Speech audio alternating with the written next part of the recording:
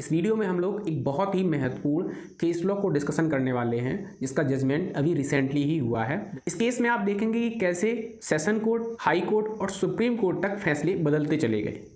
सबसे पहले session court में जब मामला प्रस्तुत किया गया और अभियोजन पक्ष ने अपने गवाह और सबूत पेश किए और उसके बाद सेशन न्यायालय ने अभियुक्तों को धारा 304B, धारा 498A और धारा 201 के अंतर्गत दोषी मानते हुए सजा दे दी। इसके बाद मामला हाई कोर्ट पहुंचा तो हाई कोर्ट ने मृतका का पति था उसकी सज़ा तो बरकरार रखी, लेकिन जो 10 साल की सज़ा थी उसको 7 साल कर दिया और जो माता पिता को साथ में सह अपराधी बनाया गया था उनको छोड़ दिया। इसके बाद मामला जब सुप्रीम कोर्ट में पहुंचा और सुप्रीम कोर्ट द्वारा सभी व्यक्तियों को दोषमुक्त कर दिया गया। ये ऐतिहासिक मामला है चरण सिंह बनाम उत्तराखंड राज्य। 3 एक्ट इस मामले के अंतर्गत आते हैं। पहला आपका आता है इंडियन पिनल कोड IPC, जिसके अंतर्गत 3 धाराओं के अंतर्गत इनका मुकदमा चला। पहला 498A, जिसमें क्रूरता के बारे में बताया गया है कि जब भी कोई व्यक्ति अपनी पत्नी के ऊपर कोई क्रूरता करता है, उसके साथ मारपीट करता है, असॉल्ट करता है, तो वो 498A में जाता है। दूसरा 304B, दहेज हत्या। अगर किसी महिला की मृत्यु उसकी शादी के 7 वर्षों के अंदर अप्राकृतिक रूप से, अननेचुरल तरीके से ससुराल में होती है तो 304B वहाँ बनती है। और तीसरा 201 का मतलब है कि किसी व्यक्ति के द्वारा जघन्य या गंभीर अपराधों में सबूतों से छेड़छाड़ करना, तो ये IPC के अंतर्गत 3 धाराएं बनती हैं। और तीसरा एक्ट इसमें लागू होता है वो है Indian evidence act. Indian evidence के अंतर्गत धारा 113B लागू होती है। धारा 113B में क्या है? धारा 113B प्रजनन के संबंध में है। और दूसरी इंपॉर्टेंट चीज़ ये होती है कि 304B के मामले में, दहेज हत्या के मामले में बर्डन ऑफ प्रूफ, सबूत का भार अभियुक्तों के ऊपर होता है कि वो साबित करें कि उन्होंने दहेज हत्या नहीं की है, ना कि अभियोजन के ऊपर। और 302 के मामले में क्या होता है, यानी कि जो हत्या के मामले होते हैं या 307 का मामला होता है, उनमें बर्डन ऑफ प्रूफ किसके ऊपर होता है? अभियोजन के ऊपर, कि अभियोजन साबित करे अपने सबूतों से कि उसकी हत्या फलाने व्यक्ति ने की है। लेकिन 304B दहेज हत्या के मामले में उल्टा हो जाता है। इस मामले के फैक्ट क्या है?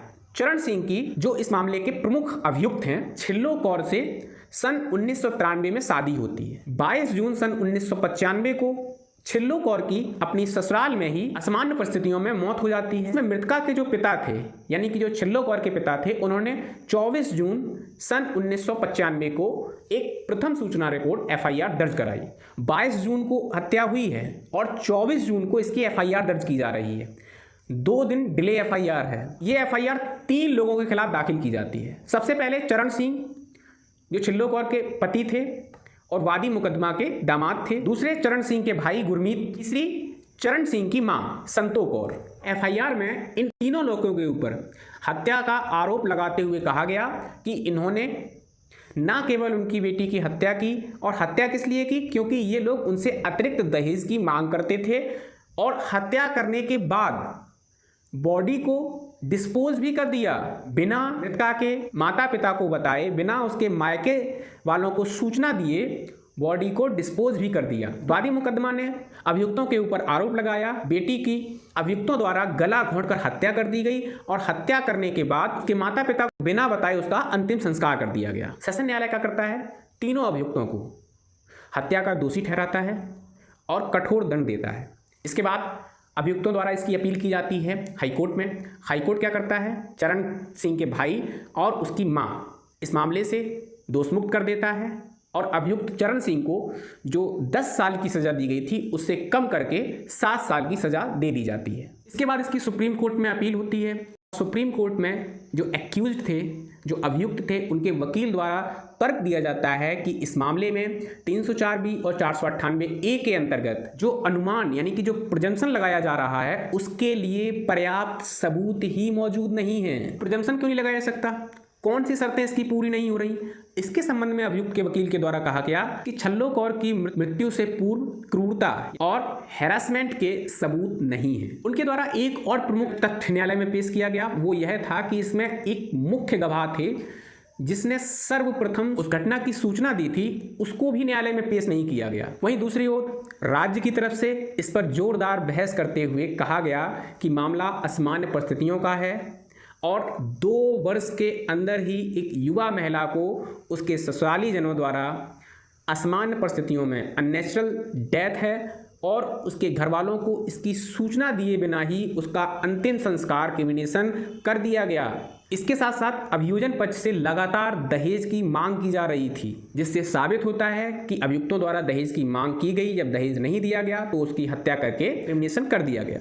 सर्वोच्च न्यायालय ने जो पत्रावली मौजूद थी उसका विश्लेषण किया, वादी और प्रतिवादी दोनों पक्षों को सुना और सुनने के बाद उन्होंने पाया कि जितने भी विटनेस, प्रोसिक्यूशन विटनेस PW 1, 2, 3 जो उसके पिता थे, माता थे, चाचा, चाची, सभी के बयानों में क्रूरता की बात सामने नहीं आई।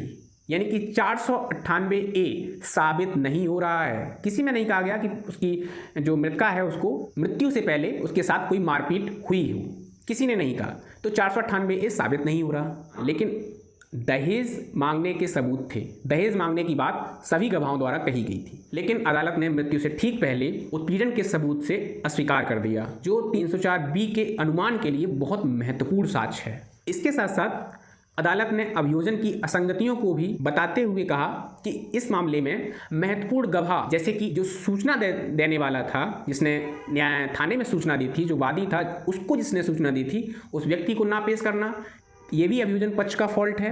इसके साथ साथ मृत्यु से ठीक पहले उस मृतका के साथ कोई क्रूरल्टी नहीं की गई थी और इस क्रूरल्टी के संबंध में किसी का भी बयान, जितने भी विटनेस हुए हैं उन फैक्ट के विटनेस में यह नहीं कहा गया कि उसके साथ क्रूरल्टी हुई थी। और अदालत ने इस बात पर भी विचार किया जो अभियुक्तों के द्वारा बताई गई थी कि मृतका को मिर्गी के दौरे भी आते थे, जो कि मृत्यु का एक वैकल्पिक कारण हो सकता था। इसके बाद माननीय सर्वोच्च न्यायालय ने फैसला सुनाते हुए अभियुक्त चरण सिंह को धारा 304B, 498A और 201 के अंतर्गत दोषमुक्त कर दिया।